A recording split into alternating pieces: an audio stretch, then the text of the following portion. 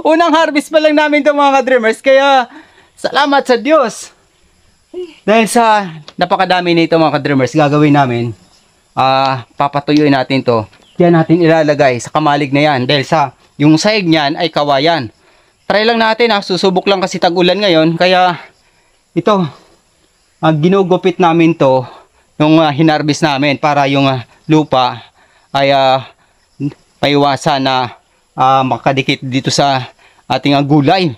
Gulay na biyaya at pagpapala ng Diyos mga ka-dreamers. Ligbos sa amin kung tawagin ito mga ka-dreamers. Sa inyong sariling pananaw o pangunawa, anong tawag nito? Yan, sa Tagalog. Ano kayang Tagalog nito? Yung ligbos. Yan. Sa Cebuano yung terminology ng ligbos mga ka-dreamers. Kaya research pa natin kung ano talaga ito sa Tagalog.